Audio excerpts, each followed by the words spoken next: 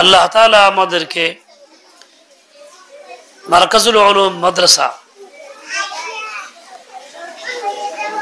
এই আয়োজনে আসার সুযোগ দিয়েছেন, সেজন্য আল্লাহ পাকের শুকর আদায় করি আলহামদুলিল্লাহ। আল্লাহ তাআলা আমাদের ঢাকা রাজধানীর সবচেয়ে বড় আলেম যারা মুফতি নুরুল হক সাহেব, যে সামান্য নেক আমল করবে, আমি হলো ছোট মানুষ, খুব ভালোবাসা থাকা হইলো বাড়িওয়ালা, যে সামান্য নেক আমল করবে আল্লাহ তাআলা বললেন কি যে এই বেচারার মামলা আছে, সেই নেক আমলটাও মুরব্বিরা আসছেন দোয়া করতেছেন যাতে মামলা আল্লাহ পাক আসান করে সেটাকে নামায় আমলে আমি হেফাজত করবেন দোয়া করতে। কিয়ামতের ময়দানে আল্লাহ আসলে ওই সমস্ত মুরব্বিদের কাতারে যাওয়ার যোগ্যতা তো আমার নাই, আর যে সামান্য কিন্তু আল্লাহ পাক ছিল দিয়া গুনাহ করে ওই নিয়ে গেছেন, সেটাকেও আল্লাহ তাআলা আল্লাহই দিয়েছেন, অন্য কাউকে তো সাথে নিতে পারতেন।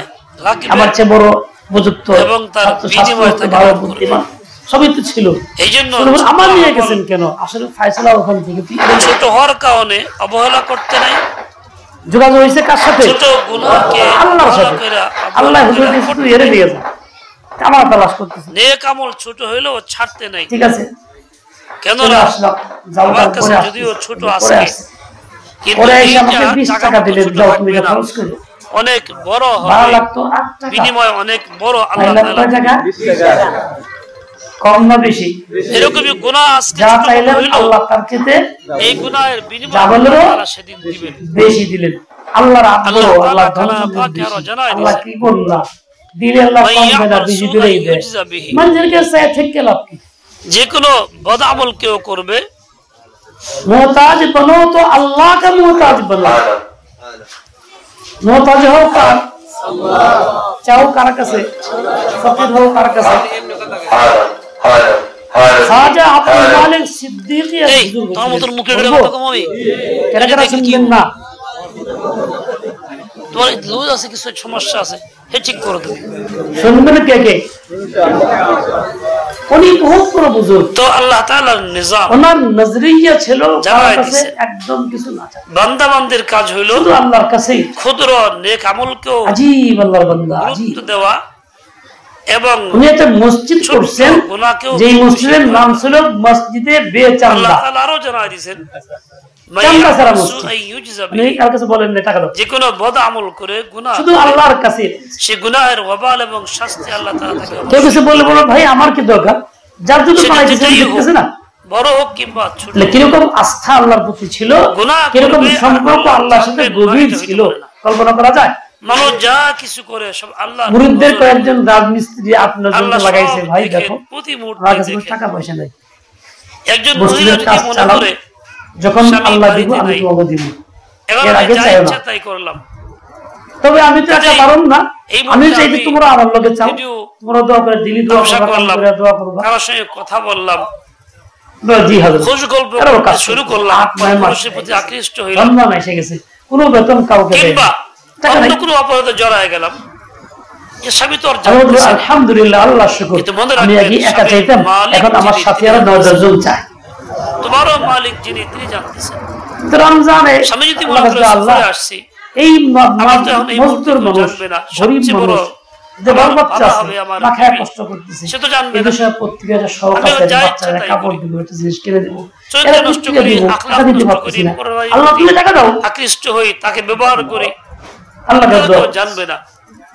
মনে রাখবেন চেক বেচারা আছে, পুরুষের বড় মালিকও জানে, হযরত আমি স্ত্রীর মালিকও জানে, তওবা করছেন, বায়াত এমন না যে কেউ জানবে না, আপনি হারিয়ে দেয় মাখলুক জানতে না পারে, জিজ্ঞাসা করেন না কি বাকি বানাইছেন তিনি ঠিকই জানবেন। খাবেন কি বলছে যার বাসায় চোখে বসে ফাঁকি দেওয়ার কায়দা নাই, বাসায় বসে দিছে, যদি ক্যামেরা থাকে, বিবি সাহেব জিজ্ঞাসা করেন সিসি কি আর ক্যামেরা দেহ থাকে, নেই কি, উনি সেখানে খুব নিয়ন্ত্রণে চলে, সাবধানে চলে, ভয় করে, আমার কথা বসা জিজ্ঞাসা করলেন কি রেকর্ড হয়ে যাইতেছে, তো খুব ওজন লাগবে, কষ্ট ধরা পড়ে যাব, লোহান না, সে যেমন নিজেকে নিয়ন্ত্রণ করে চলে, আমি তো চাই না, বেশি গুরুত্বপূর্ণ কাজ দেখে যে আমার আল্লাহ, 1000 টাকার নোট ভরা, আমি আল্লাহ চোখ ফাঁকি দিতে পারতেছি না, এই জন্য আমি কিছু করি আল্লাহর চোখে যখন আলহামদুলিল্লাহ আল্লাহ পাঠাইছে, যেহেতু এই সমস্ত গরিব মানুষ কাজ করতেছে উপযুক্ত শাস্তি ওদের প্রয়োজন আল্লাহ পুরো করছে। আল্লাহ যদি ওদের থেকে টাকা দিয়েছেন হিসাব করে যার যা পাওনা ছিল সম্পূর্ণ পাইকে পাই শেষ হয়ে গেছে। ঈমান তার থাকলে পরে অবশ্যই সে অন্যায় করবে না, আলহামদুলিল্লাহ অন্যায়ের দিকে যাবে না, আল্লাহ করছে এটাই স্বাভাবিক কথা। আসলে কারণ ওয়ালি যখন এই চিন্তা অন্তর থেকে বের হয়ে যায়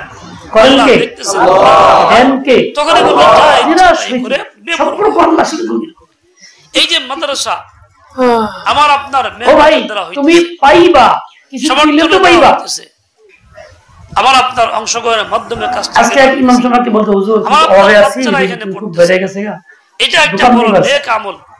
বলছিলাম যে আমরা দোকান নিবা নৌকার মতো নৌকা তোমার মহল্লায় কয়জন লোক আছে তোমার মসজিদের আওতায় মনুষ্যপাত থেকে ওপারে যায় সবাই মাদ্রাসা জিকিরিয়া আছে কই মাদ্রাসা, এটাও কিন্তু এই দুনিয়া এবং আখিরাত তোমার দোকান লাগবে না, এইটাই তোমার দোকান। 300 লোকের বাড়িতে যাইবা, প্রত্যেকের সাথে কথা বলবা, প্রত্যেকে কালিমা শেখাও, প্রত্যেকে কুরআন শেখাও, প্রত্যেকে দাওয়াত দাও, সহি আকীদা শেখাও। এটা বাচ্চা মাদ্রাসায় পড়ে তুমি তাকে দিন দিবা, দুনিয়াতে তোমাকে একালে আসবে, দোকানের লাভ লস আছে, কি হবে হবে না। গতকাল এক লোক দোকান করতে কারি সাহেব ভালো ওরা ভালো শেখানো হয় মাদ্রাসায় আল্লাহ সে মসজিদে বাদ দিয়ে দোকান দিয়ে কাপড় এখন দিনকাল চাকরি করে চাকরি করে শেখানো হয় তো মালিকের পরিচয় দোকানে বেচা কি নাই, একদম বেচা কি নাই, মসজিদে তেলাওয়াত দিন বেচা কি নাই, মসজিদে বসে অনেকক্ষণ তেলাওয়াত করছে, মসজিদ আর কি অবস্থা হুজুর তোরা আরেকজন গ্রাম মুলুক ব্যবসা দোকানে বেচা কি বন্ধ হয়, তুমি বাবার মন্দ হয় থাকে না, তখন ওই তেলাওয়াত করে বলতেছে আমি আল্লাহর এক বান্দা গোলাম আসলাম মসজিদ থেকে এমন জায়গা থেকে মিন থাকে না, এরকম হয়নি। দিন কিয়ামত চালু থাকবে, দিনের মেহনত যে করবে তার মেহনত চালু থাকবে কিয়ামত পর্যন্ত, কাজে তার রিজিকও কিয়ামত চলতে থাকবে। দিন দাও দুনিয়া দাও, সারা দুনিয়া মানুষ পরেশান দিন পাওয়ার জন্য এবং আমাকে কথা বলে হওয়ার জন্য। নাম লিল রহমানি কালাম, দিন হ্যাঁ রহমানের কালাম থাকে, খতম নবুয়তের আকীদা প্রচার করো, ওই বলতেছে ভাই তাল শুনো ইমাম শরীফ করো, কালিমা শরীফ করো, কোরআন সেই শিক্ষা দিয়ে দাও। দেখো ও যখন দিন বুঝে ফেলবে ও তোমার চোখের পানি দেখবে, ও দেখার আগেই তার পকেটে টাকা হবে। একটা সূরা ওটা আল্লাহকে দিবেন দিবেন তা হুজুর না খাইবে।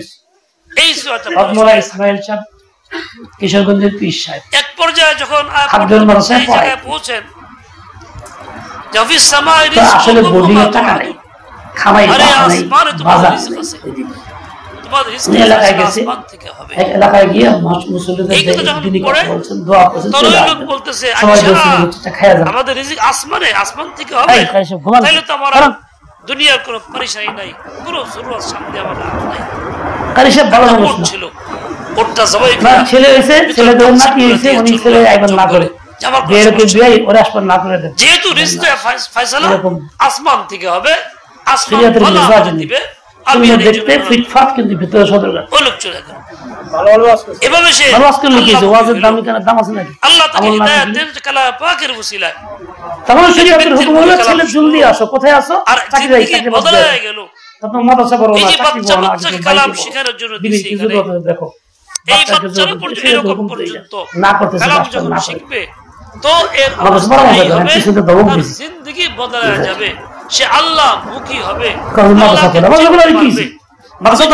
আসি আমার অবস্থা তো এরকমই হবে, যখন যেটা টাকা যায় সে টাকা রোগী তার সমস্যা আছে, আল্লাহকে পুরো হবে না, রিজিক সমস্যা আসে বুঝতে পারে, তখন আর দুনিয়ার চিন্তা আর কাজ করে না, দুনিয়া কোনো পরেশানি তাকে বাধাগ্রস্ত করে না।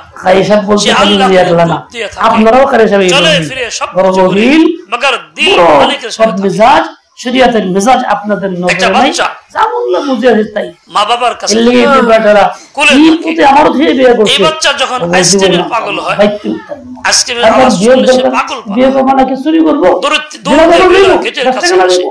রাস্তায় দাঁড়ায় বলে আইসক্রিম দাঁড়াও দাঁড়াও টাকা নিয়ে আসে, বাবার কাছে যায়, পয়সা চায়, জিদ বিয়ে করছে হালাল করছে, কঠিন জিদ করে আল্লাহ তাআলা মাতা পিতার দিলে আল্লাহ দিয়ে দেন, ওই বাচ্চাকে না দিয়ে পারে ওই বাচ্চা যেমন আইসক্রিমের আওয়াজ শুনে পাগল হচ্ছে, আল্লাহর হুকুম, আল্লাহ তাআলা রাসূলের তরিকা নাই, নিজের নফসে যা তাই পরিচয় যখন মিলবে দিলে এমন এটার নাম দিন। এটা নিয়ে কবরে গেলে লাভ কি কথা আছে কোনো? আর বেকরার হবে, জলদি বাচ্চাদের বিয়ে করে দাও, সে দৌড়বে। এজন্যই তো কালাম ওয়ালারা ছেলেরা 2 বছর আগে বিয়ে করতেছিল, খোলা দ্রুত পরকাল ইজ্জত নষ্ট করুন না, এজন্যই তো করে দেন কয় বেকরারই হয়। অন্যায় বছর সাংঘাতিক নাম শুনলে অস্থির মান হয়ে লেগে যায়। পায়নি ওর এই বাপ যে তো আল্লাহ অন্যায় পাকের নাম লা ইলাহা ইল্লাল্লাহ কালিমা বলতে বলা হয়েছে, উচিত ছিল তো পথযাত্রী গুনাহ থেকে কাছে বাঁচতে বসা। চাইছে কেন শুধু দুশমনী শুনবে, তার দিলে লাগবে, আল্লাহর নাম শুনে পাগল পারা হবে, পরবাস করার ইচ্ছা করবে। যারা বেশি করে ইংরেজি বলছে আপনারা দিলে এরকম দেখা তার কাছে কুকুর মুসল্লি ভিতরে ভিতরে কষ্ট মনে হবে না, খুব দ্রুতই চলে যাবে। সুন্নতি সুন্নতি দাড়ি ভিতরে হয় খ্রিস্টান, কালাম না হয় ইহুদি হবে, না আল্লাহকে চিনবে না, পড়বেও না, অবস্থা এই হবে।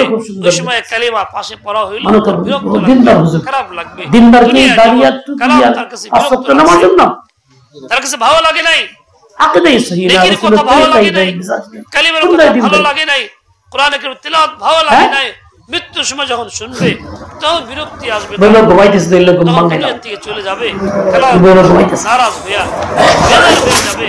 তো আল্লাহ তাআলা বসানোর মধ্যে লাগে খায়া থাকবো, শাস্তি আজকে এই যে আরো যারা ঘুমাও খায়া থাকো। এখানে আজকে বাচ্চাদের গার্জিয়ান পক্ষ এই পানি দেখা হলো অভিভাবক কিন্তু নাই হই একজন মুসলিম, একজন কি বলতেছিলাম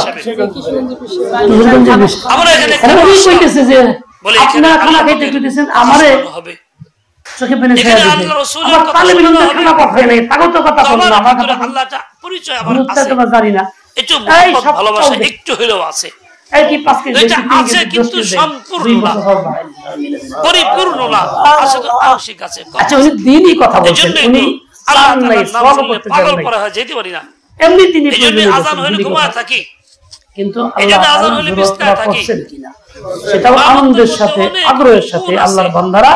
অনেক দোষও আছে, তুমি ইমাম হও, আলেম হও, হাফেজ হও, যে সমস্ত দোষের কারণে জাহান্নামে লক্ষ্যস্থল বানাও, তার মধ্যে একটা দোষ আল্লাহর বান্দাদের পরিলক্ষিত হয়, দেখা যায় আলোকে।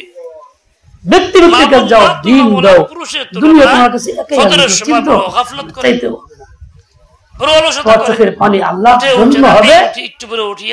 দুনিয়াতে কারো কাম শুরু করে দাও বিনা পয়সা, এবার খাওয়াই না, এটা হইতে পারে বাচ্চা বাহানা শুয়ে থাকি, সকাল থেকে সন্ধ্যা পর্যন্ত এভাবে উঠতে দেরি করে উঠি, খানা আসলে খাবে, নামাজের ওয়াক্ত শেষ হয়ে যায়, আল্লাহ কি তার চেয়ে বেশি বেড়ে ওয়াক্ত হয়ে যায়, দিনের জন্য ওয়াক্ফ নিজে করবা, আল্লাহ তোরা খাওয়াবে থেকে জাগ্রত দিন হবে, এটা হইতে পারে উঠি উঠি করে ওঠে না। যারা বলে এরকম অসুবিধা, এই যে আসলে তারা ফরজ নামাজের তাখির, ফজর নামাজের তাখির, এটা একটা বড় দোষ মা বোনদের মধ্যে। আল্লাহর বান্দাদের দাদি যে নামাজ কোরআনের সাথে পড়েই না, যে পড়ে তার মধ্যে এই গুণের মধ্যে এই অবস্থা, যার কারণে কাজী একাধিক চাকরি খোঁজার দরকার নাই, অথচ হাদিস বাকে আসছে দোকান খোঁজার দরকার নাই, নামাজ যে অমুক কাজ দরকার নাই, কাজ একটাই করো। আল্লাহর নবী সাল্লাল্লাহু আলাইহি দুনিয়াতে আসছেন, দাওয়াতের মিশন ছিল একমাত্র সে কখনো জাহান্নামে যাবে না, কোসেন তো আগে আল্লাহর নবীর ফয়সালা, ব্যবসা হয়ে গেছে, নবী আপনার শোনায় লাইয়াল জান্নাত 25 বছর বয়সে যাবে না মন কেউ, দাওয়াত ছিল জাহান্নামে কখনো। নবীর ওয়ারিস হইলা, আলেম হইলা, এটা লক্ষ্য নাই, তুমি বিভিন্ন রকম চাকরি বাকি এটা সেটা করার চিন্তা নষ্ট হয়ে গেল, উম্মতের বাগে খেয়া গেল, এখানে সে তো ইচ্ছাকৃতই কাদিনের কাও নিয়ে গেল, সময় নষ্ট করতেছে, হিজবুত তাওহীদের কাও নিয়ে গেল, জাহান্নামের কারণ হইতেছে, আপনার খবর না ইমাম সাহেব পান খেয়ে ঘুরতেছে, আর বাস দেওয়া হয় যে তুমি ফজর নামাজ ঠিক হ্যাঁ বলছিলাম, বাচ্চাকে শেখানো হয়, তো তুমি আজকে বাচ্চারা পড়ে মাদ্রাসায় পড়ে, অভিভাবক থাকে মাদ্রাসায় পড়ে, ভালো জায়গায় দিছি, আশা করছিলাম বাচ্চা নামাজ পড়বে, এই করবে সেই করবে, কিন্তু বাচ্চা তো পড়ে না, বাড়িতে গেলে অলসতা করে, হুজুর আপনারা কি শিখান, তাহলে ইনশাআল্লাহ দেখবা এটা দোষ তো হুজুরের না, হুজুর ঠিকই শিখাইলেন, কিন্তু আমি সেটা গুরুত্ব দিলাম না, বাড়িতে পরিবেশ তৈরি করলাম না, আমি এরকম নিজেকে গাফলতের মধ্যে রাখলাম, বাচ্চা শিখে আসলো ঠিকই, আমার কাছে এসে গাফলতের মধ্যে থাকলো, আমার ফল কি, আমি যেরকম পড়ি না সেও পড়লো না, আমিও আল্লাহমুখী হই না, সেও আল্লাহমুখী হলো না। এভাবে ওই বাচ্চার জিন্দেগি নষ্ট হইল, যা শিখলো মাগলুব হয়ে গেল। দুষ্টা শিক্ষার না, দুষ্টা আমার যে কোনো শিক্ষা পরিবেশ না পাইলে ওই শিক্ষা থাকে না। তো যে সময় একজনের ড্রাইভিং শিখছে, আরেকটি জরুরি ড্রাইভিং করে না, ড্রাইভিং পরিবেশে যায় না, তাহলে 2-10 বছর পরে তখন কি সে ইচ্ছা করে গাড়ি চালাতে পারবে? পারবে না, হাত কাঁপবে, গাড়ি নিয়ন্ত্রণ থাকবে না, বিভিন্ন সমস্যা হবে। কেন? সে তো জানতো ভালো পাকা, তারপরেও কেন? বলে পরিবেশে ছিল না। ওইরকমই নেকির পরিবেশ। নাম শুনছেন তো হাবিব জুজুরের? দেখছেন কেউ? এক আমল শিখার পরে যদি পরিবেশে না থাকে তার অবস্থা এরকমই হয়। তাবলিগে যায় একটা ছেলে, 1 চিল্লা 2 চিল্লা দিয়ে আসে, নামাজ কালাম পড়ে, বাহ্যিক আমল ভালো থাকে, বলতেন কি আসে এরপরে ওইরকম আমি তাওবার আহ্বান করতেছি, বাড়ি পরিবেশ ভালো পায় না, আস্তে আস্তে সে একদম কি হয়ে যায়, আগের তার চেয়ে গাফিল হয়। তো তার এই নেকিটা কাজে কেন লাগতেছে না? সে পরিবেশ পায় নাই, পরিবেশে যায় না। আজকে আমার বাচ্চাকে যদি পরিবেশ ধরে দিতে চাই, ভালো করতে চাই, তাহলে আমার নিজেরও ভালো হওয়া জরুরি, আমার পরিবেশটা তৈরি করা জরুরি। মা বাপ যত বেশি নেকির পরিবেশে থাকবে, বাচ্চা তত বেশি নেককার হবে। মাতা পিতা যত গাফলত করবে, বাচ্চাকে যত ভালো আদর শিক্ষা দেয় না কেন, বাপ্পার কাছে গিয়া তাদের সহবতীকে সেই গাফলতের এই জন্য শুধু প্রতিষ্ঠানের শিক্ষাই তার জন্য উপকারী না, এর সাথে শিক্ষা ধরে রাখার জন্য বাড়ির পরিবেশটাকেও প্রতিষ্ঠানের মতো তার চেয়ে উত্তম বানাইতে হবে, তবেই শিক্ষাটা কার্যকরী হবে। আজকাল অনেক গার্জিয়ান আছে এই ক্ষেত্রে বড় গাফেল, বড় অলস। বাচ্চা বাড়িতে গিয়ে দেখে মা তো গেম খেলতেছে, এখন এই বাচ্চা যতই শিখুক জায়েজ নাই, হারাম, মোবাইল দেখা জায়েজ নাই বলবে, কিন্তু গিয়ে দেখে মা গেম খেলে, তোর কাছে ওই খেলা দেখতে নজরে পড়লে মনে চাবে আমি তো দেখি, তো একটু দেখলো, মা তাকে ফিরাচ্ছে না কেন? মা নিজেই দেখতেছে, পরে আস্তে আস্তে ওই প্রতি আকৃষ্ট ছিল হয়ে গেছে। এখন গার্জেনের আয় হায়, বাচ্চা তো পড়ে না, মনোযোগী, পড়তে বললে পড়ে না, কথা শুনে না, এই না সেই না, কথা শুনবে কেন? তুমি তার বীজ দিছো, তুমি কথা শোনার কাজ করাও নাই, ইচ্ছাকেও তারা গাফিল বানাইলা, ধ্বংস করলা, কেন শুনবে? অধিকাংশ গার্জিয়ানদের অভিযোগ আমাদের কাছে আসে, জিএসটি মোবাইল দেখে, দেখে অল্প মালসাই তো থাকে ভাই, তাহলে মাঝে মধ্যে দেখে, তাই বলি তাহলে মোবাইল যে দেখলো, তুমি বাদশা থাকে ভালোই খায়, বিষ খায় না ভাই, তাহলে বিষ খাওয়াই একটু একটু খেলে কি ভাই, মালসাই থাকে তখন তোর খায় না, সে মনে করে মালসা ভালো থাকলেই হইলো। এভাবেই বাচ্চাকে ধ্বংস করতেছে, আর বাচ্চা আস্তে আস্তে আস্তে আস্তে বিমুখ হইতেছে, দিন থেকে শুয়ে পড়তেছে, বাপ্পা নিয়ন্ত্রণ হারায় ফেলতেছে, জিন্দেগি বরবাদ করতেছে। তুমি যে এই অলসতা গাফলত করতেছো, বাচ্চার যখন ক্ষতি করতেছো, তোমার ক্ষতি তো করতেই আসো। এবার তোমার গাফলত তোমার দিলের ভিতরে পরিপূর্ণ বিরাজ করতেছে, ফল কি? সমস্ত অঙ্গের মধ্যে গাফলত আসতেছে। এখন তোর দিলটাও যেমন গাফেল, হাত পাও তো গাফেল। একটা দল আছে, তুমি খানা পাকাইতেছো, বাচ্চার আদর করে খাওয়াইতেছো, মাদ্রাসায় পাঠাইবা, তুমি যে খাওয়াইতেছো তোমার নাপাক শরীরে পাকাইতেছো, তুমি ওযু করে পাকাইতেছো না, তুমি যে পাকাইতেছো পাকানোর মধ্যে তোমার দিল আল্লাহর দিকে নাই, আল্লাহ আল্লাহ করতেছো না, সুবহানাল্লাহ সুবহানাল্লাহ বলতেছো না, সূরা ইখলাস পড়তেছো না, সূরা ইয়াসিন পড়তেছো না, তুমি তো আল্লাহর ভয়ের চিন্তা করতেছো না, তোমার দিল গাফলতের মধ্যে ডুবা আছে, এই অবস্থায় খানা পাকাইতেছো, তাহলে তোমার দিলের একটা তাসির তো ওই খানার মধ্যে পড়তেছে। ওইখানে যখন বাচ্চা খাবে, খাওয়ার পরে মাদ্রাসামুখী হবে না, যাইতে চাবে না, গেলেও পড়বে না, কাছে গিয়ে বলবে আমি যাব না, ভালো লাগে না, আজকে বাড়ির জায়গা, কালকে আসবো, জিদ ধরবে, পিছন দিকে ফিরবে, কেন? তোমার কারণে, তোমার দোষে। মা তুমি তো বাচ্চাকে যেরকম নূর দাও নাই, তুমি নিজেও বঞ্চিত, বাচ্চাকে বঞ্চিত করতেছো। তুমি যদি ওই রকম নেককার মহিলার মতো জীবন যাপন করতা, তোমার দিলে গাফলত না থাকতো, জিকিরুল্লাহ করতা, খানা পাকে তো আল্লাহর নাম নিয়ে পাকাইতা, বিসমিল্লাহ কে পাকানো শুরু করতা, খানা পাকানোর সময় মোবাইল খুলে তুমি তামসা দেখতেছো, বুকের নাচা তামসা গান, তুমি তেলাওয়াত শুনতা, তুমি নিজে অপরাধ পড়তে পারো না, শুনতেছি না, অথবা পড়তে পারো সাথে সাথে পড়তা, অথবা মোবাইল বাদ দিয়া তুমি মুখস্থ সূরাগুলি পড়তে থাকতা, তা তোমার দিল জিন্দা থাকতো, জিকিরুল্লাহর মধ্যে থাকতো, তখন তোমার চিন্তা চেতনা যেমন ছিল তেমনটাই বাস্তবায়িত হইতো। ওই খানা খাইলে স্বামীর দিলেও নূর পয়দা হইতো, বাচ্চার দিলেও নূর পয়দা হইতো, স্বামীও নামাজি হইতো, বাচ্চাও তোমার দিনদার আল্লাহ ওয়ালা হইতো। আজ বাচ্চারা এসে খারাপ জিদ ধরে, খারাপ জিনিসের বায়না করে, গুনাহের চিন্তা করে, কেন করে? ওই বাচ্চা তো মাসুম, অত গুনাহ থাকার কথা না, গুনাহ টাকা থাকার কথা না, কেন করতেছে? মাসুম হওয়া সত্ত্বেও তোমার নিজের বদ আমলের তাসির তোমার গুনাহ থেকে সে নিতেছে। ঈমান ঠিক করা, একটা বাচ্চা যদি মায়ের পেটে থাকা অবস্থায় মা যদি আল্লাহ ওয়ালি না হয়, তো এই বাচ্চাও এরকম আল্লাহ ওয়ালা হয় না। তুমি ঈমানদার মায়ের পেটে থাকা অবস্থায় মা যদি আল্লাহ ওয়ালি হয়, আল্লাহকে ভয় করে, আল্লাহ ভয়ে কান্নাকাটি করে, স্বাভাবিক বাচ্চা এরকমই হয়।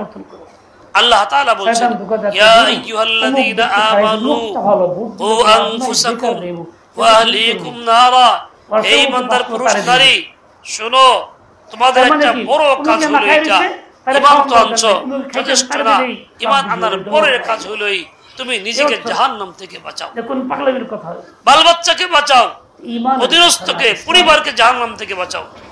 বুঝা গেল? শুধু ঈমান আনছো এর দ্বারাই নামাজগুলো ঠিক করে না, ঈমান আনার পরেও কিছু কাজ আছে। কাদেরকে বলা হয়েছে এই কথাটা? ঈমানদারদেরকে, যারা ঈমান আনছে তাদেরকে। ঈমান তো আনলে কি ফসল মাফ হয়ে যাবে, শিরক মাফ হয়ে যাবে, ঈমান গ্রহণ করার মাধ্যমে সব থেকে সে মুক্ত হয়ে যায়। এরপর তুই কথা বলার প্রয়োজন নাই। তার মানে ঈমান তো আনলাম, ঈমান আনার পরেও আমার কাজ বাকি আছে। কেন? আমার ঈমানটা প্রকৃত ঈমান না, ঈমানটা সহি ঈমান না, খাঁটি ঈমান না, রসমি ঈমান মানুষের মধ্যে আছে। মানুষ বলে থাকি, ঈমানের কথা বলি, মুসলিমের পরিচয় দেই, ইসলামের পরিচয় দেই, হাকিকি ঈমান আমার ভিতরে নাই। এই জন্যই সম্বোধনকে বলা হচ্ছে আবার। একজন হিন্দুর জন্য তাইলে বোঝা গেল ঈমান আনার পরে জাহান্নামের আমল থেকে বাঁচতেছি না। বুদ্ধর জন্য আল্লাহ তো জানেন, বুঝেন, এই জন্য বলছেন কেন বললেন? বুঝা গেল এই কাজে আমার গুরুত্বহীন, আমি গুরুত্বহীন, আমার অভাব আছে, রাসূল আকরাম সাল্লাল্লাহু আলাইহি ওয়াসাল্লাম কেউ কোনো বিষয় বললে পরে তিনি এমনটাই বলতেন যেটা সত্যিকার অর্থে তার মধ্যে প্রয়োজন, এমনটাই বলতেন।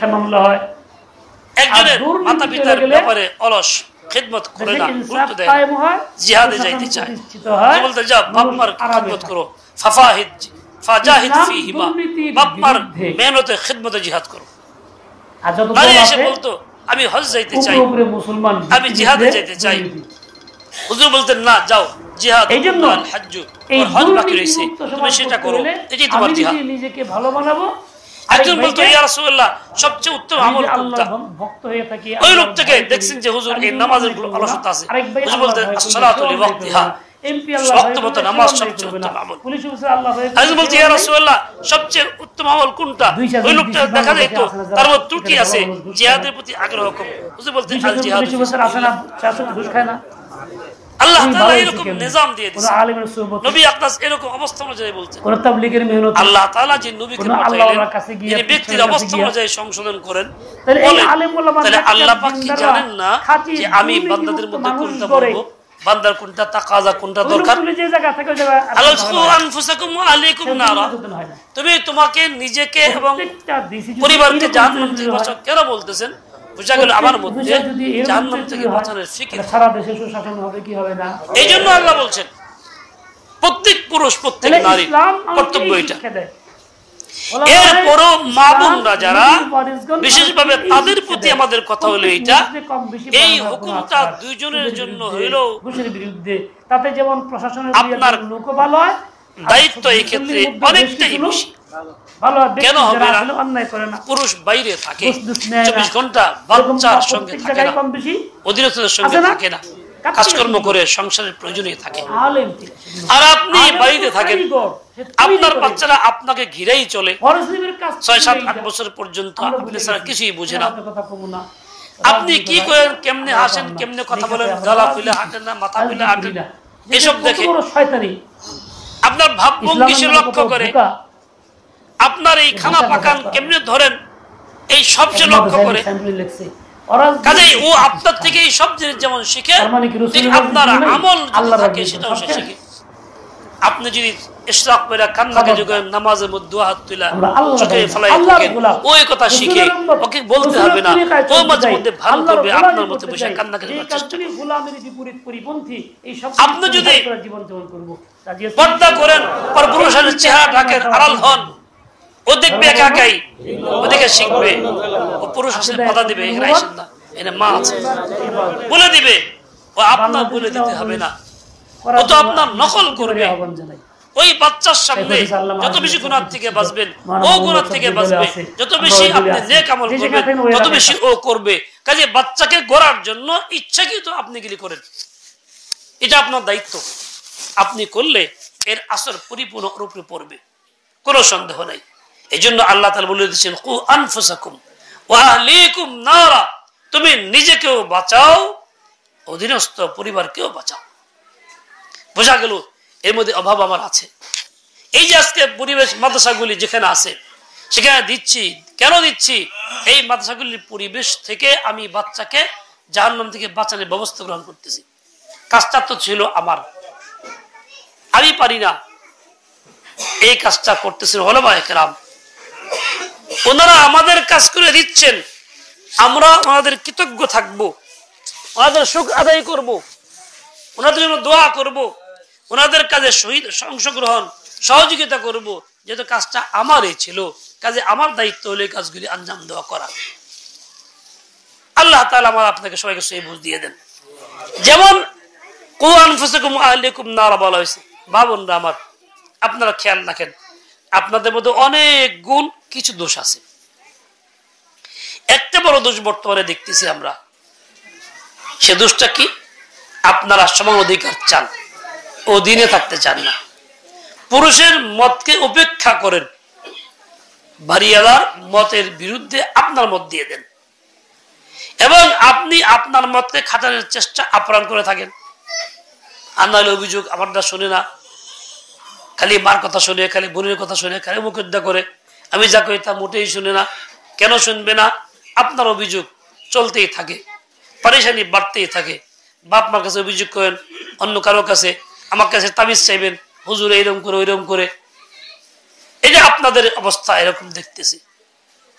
আপনাদের নিজের চিন্তা করা দরকার। আপনি যেমন নামাজে গাফিল, ফজরের নামাজে গাফিল, আপনি এরকম ভাবে নেক আমলের মধ্যে গাফিল, তেলাওয়াত করেন না, সুবহানাল্লাহ পড়েন না, আলহামদুলিল্লাহ বলেন না, সূরা ইখলাস প্রতি 10 বার পড়লে এক জান্নাতে ঘর বরাদ্দ হয়, আপনি সারাদিনে 100 বার পড়লে তো 10টা ঘর পাইতেন, তাও করেন না। অবসর পাইলেই মোবাইল, না হয় গুটি, না হয় এটা খেলা, তামাশা শুরু করে দেন। ঠিক তেমনি আপনার একটা বড় দোষ হলো এই, আপনার ভিতরে আমির মানার যোগ্যতা নাই, বড়কে বড় মানার যোগ্যতা নাই। নামাজ না পড়া যেমন অপরাধ, বড়কে বড় না মানা তেমন অপরাধ। আল্লাহ তাআলা কি বলছেন? আর রিজালু কাওয়ামুনা আলান নিসা। আল্লাহ উসুল বানাইছেন, নীতি বলে দিয়েছেন। এই ঘোষণা চিরস্থায়ী ঘোষণা, পরিবর্তন হবে না। মুসলমান যে হবে, মুমিন যে হবে, তার এর বিকল্প নাই। যে পুরুষগণ মহিলাদের উপরে কর্তৃত্ব পরায়ণ, পুরুষগণ জিম্মাদার, সংসার পরিচালনা তারা করবে, প্রভাব তাদের খাটবে, মহিলা তাদের অধীনে থাকবে। তার মানে বলতে গেলে 3 জন এক জায়গায় থাকলে একজন আমির থাকা সুন্নত, 2 জন এক জায়গায় থাকলে একজনের ফয়সালা আমির থাকবে, একজন ইমাম একজন মুক্তাদি থাকে।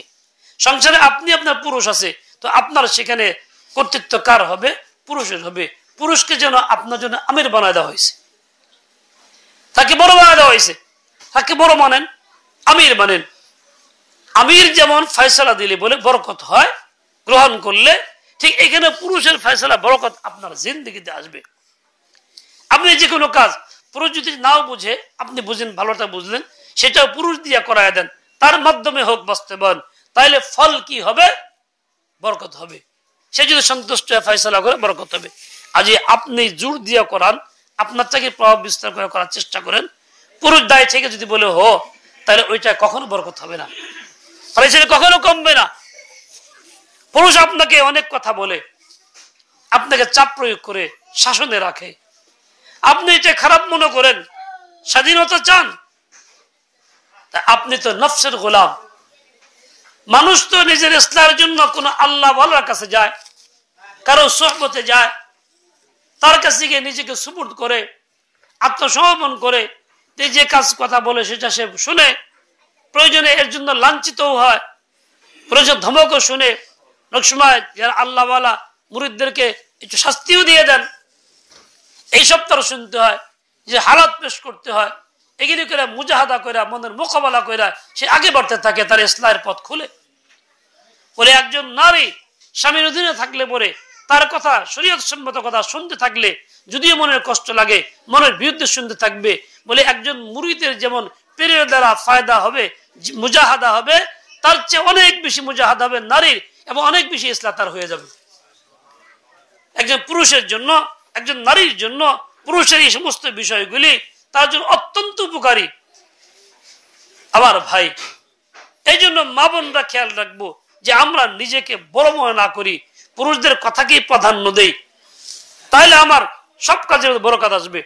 পুরুষরাও খেয়াল রাখবো যে আমি জিম্মাদার, এর অর্থ এই না যে আমি মালিক আর সে গোলাম, যার সাথে করে বসবো, তা কিন্তু না। শরীয়তের হুকুমের আওতায় আমি এভাবে চলবো যাতে করে তার মন রক্ষাও হয়, কাজটাও পরিপূর্ণ হয়। আমি তার সহযোগী, যদিও আমি তার সহযোগী, এই জন্য আমি তাকে গোলাম মনে করব না, বরং দুজনের সম্পর্ক থাকে মধুর। হযরত শেখ বলতেন, ভাই যাও লাইলা মজনু কি তোরা রাহু, দুজনে লাইলা মজনুর মতো ওরকম ভালোবাসা, ওরকম মোহাব্বত নিয়ে থাকো। ইয়াদ রাখো ও তোমার নৌকরনি নেই হ্যাঁ, মনে রাখো স্ত্রী তোমার চাকরানি না। তুমি এভাবে চলো, দুজনে ভারসাম্যতা রক্ষা করলে সুন্দর সংসার চলবে, মোহাব্বত চলবে, মুওয়াফাকাত চলবে, ওই বাচ্চা কাচ্চাগুলো নিয়ন্ত্রণ হবে, তাদের মানুষ করতে বেগ পাইতে হবে না। দুজনে মিলেই আমি এই কাজটা আঞ্জাম দিতে পারবো। ইয়া আইয়ুহাল্লাযীনা আমানু কু আনফুসাকুম ওয়া আহলিকুম নারার মধ্যে আল্লাহ যা বলছেন, ও আল্লাহর বান্দা বান্দি, আর কতকাল গাফল হয়ে থাকবো, আর কতদিন থাকবো? সময় ফুরিয়ে যাইতেছে, কখন জানি দুনিয়ার থেকে চলে যাই, জানি না কাকে কখন আল্লাহ নেবেন। ওই সময়টা আসার আগেই নিজেকে তৈরি করে ফেলি। আল্লাহ যদি ডাকেন আমি যেন আনন্দের সাথে দৌড়ায় যেতে পারি। জাহান্নামে এক ব্যক্তিকে পাঠানো হবে, গুনাহে ভরপুর, কোন রকম নেকি তার কাছে নাই, জাহান্নামে যাইতে থাকবে। আল্লাহ বলে জাহান্নামে যা, সেটা দৌড় দিয়ে খুব দ্রুত যাবে। আল্লাহ বলবেন, কিরে দ্রুত তাড়াতাড়ি গেলি কি জন্য? জাহান্নামে মানুষ তো যাইতে চায় না, তুই গেলি।